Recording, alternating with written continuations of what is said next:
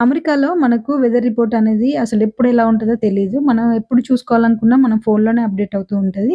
So, చూస్తున్నారు కదా! ఇప్పుడైతే మాకు మైనస్‌లో ఉంటుంది టెంపరేచర్.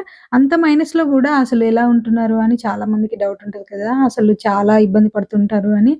సో, ఇంత మైనస్‌లో గూడా మనల్ని ఇక్కడ రక్షించేది ఒక్కటే ఒకటండి. అది లేకపోతే మాత్రం అసలు ఇక్కడ మనం బతకలేము అన్నట్టుగానే ఉంటది. ఇప్పుడైతే మనకు ఫోన్‌లో -8 చూపిస్తుంది. కాకపోతే రీసెంట్‌గా మాకు స్నో పడిందండి. అప్పుడు మైనస్‌లోకి ఇంకా చాలా తగ్గిపోయింది టెంపరేచర్ అనేది.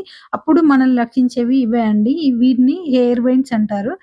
ఈ ఎయిర్ వెంట్స్ గనక లేకపోతే మనమైతే ఈ చలికాలంలో బతకలేమండి బాబు. అమెరికాలో అంత టార్చర్‌గా అనిపిస్తది. ఈ ఎయిర్ వెంట్స్ ఏంటంటే మన హాట్ ఎయిర్‌ని బ్లో చేస్తది.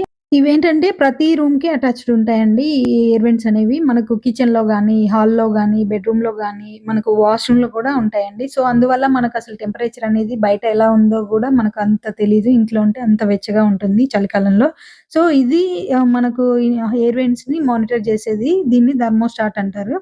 దీనివల్ల మనం టెంపరేచర్ సెట్టింగ్స్ చేసుకోవచ్చు ఇందులో. మనకు చలికాలంలో అయితే హాట్ ఎయిర్ రావడానికి అంతే కాకుండా సమ్మర్‌లో కూడా చల్లగా ఉండడానికి మనకు వేరే స్పెషల్‌గా ఏసీలంటూ ఏవి ఉండవు. ఇందులోనే అన్నీ మానిటర్ చేసుకోవాలి.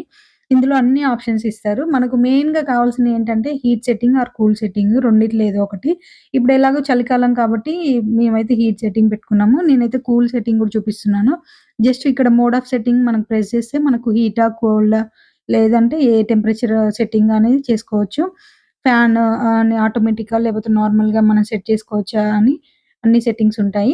అందులో కనిపిస్తున్న ప్లస్ ఆర్ మైనస్ సింబల్స్‌ని బట్టి మనం టెంపరేచర్ తగ్గించుకోవడమా, లేదంటే పెంచుకోవడమా చేసుకోవచ్చు. ఇప్పుడు ఎలాగో మాకు మైనస్‌లో ఉంది కాబట్టి ఇంకా 72కి అయితే సెట్ చేసి పెట్టాను. ఇదండి ఈ వీడియో. నచ్చితే లైక్ చేయండి. అలాగే ఛానెల్‌ని సబ్స్క్రైబ్ చేసుకోండి.